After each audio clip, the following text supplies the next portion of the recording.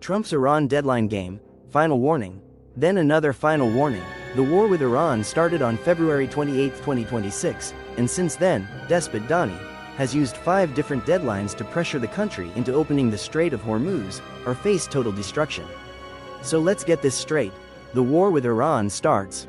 Trump comes out swinging, but when that warning is about to expire, he extends it. Then he does it again, and again, and again. At this point, it's less final deadline and more limited time offer that never actually ends. Like the boy that cried wolf. Because ever since this conflict began, Trump's strategy has looked like this. Threaten total destruction, claim talks are going great, then move the goalposts at the last second.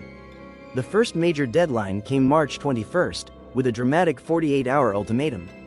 Trump basically told Iran, open the Strait of Hormuz, or America starts wrecking core infrastructure. That was the message, not subtle, not diplomatic, not complicated. This was the moment the pressure campaign became a public spectacle. He wasn't just trying to intimidate Iran. He was performing dominance in public, using social media like a war room loudspeaker. But then, right before the clock ran out, suddenly the tone changed. March 23rd. Now the message was, talks are productive. Conversations are happening, progress is being made, so instead of the promised devastation, despot Ghani pauses and hands out more time. And that's when the pattern becomes obvious. The threat is huge, the deadline is dramatic, the language is apocalyptic, but the follow-through keeps getting delayed. Then came the next extension, and this one made the whole strategy crystal clear. Trump kept presenting each new deadline like the absolute last chance for Iran to cave. But every time the pressure peaked, he created another window. That meant the deadline stopped being a real point of no return. Instead, it became a tool, a permanent shadow hanging over negotiations. In other words, the deadline itself became the strategy, not resolution, not closure, just endless pressure, endless suspense, endless brinkmanship. Following the success of the initial 48-hour window, Trump's second deadline was framed as a 5-day extension to allow for a formal response to U.S. terms.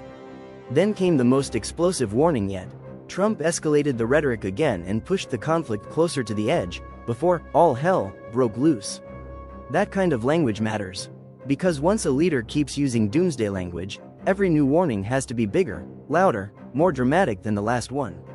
And now the White House isn't just managing a war, it's managing expectation. Because if you keep promising fire and fury, eventually people notice when the fire gets rescheduled. Then came another extension, Saturday, April 4th, this time, just one more day. One final extra chance. One more delay before the supposed point of no return. Trump just went from threatening Iran with massive new strikes to agreeing to a 2-week ceasefire. The pause was announced on April 7th, and it's being treated as a temporary, fragile deal, not a final peace agreement. Here's the key part. The ceasefire is tied to Iran reopening the Strait of Hormuz for safe shipping, while the U.S. suspends its planned attacks. The deal was reportedly pushed forward through Pakistan's mediation, after Iran submitted a proposal for more talks. But this thing is shaky.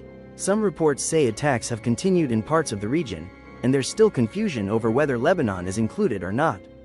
So this is less peace achieved, and more everybody hit pause before it got even worse. It's typical of despot Ghani deals, incomplete. The big reason this matters? Markets reacted instantly, oil dropped, stocks jumped, and now the question is whether this 14-day pause becomes a real deal, or just another deadline that gets moved again. This is not just about Iran. It's about how power gets projected, how fear gets marketed, and how leadership looks when the script says, last chance, for the 6th time in a row.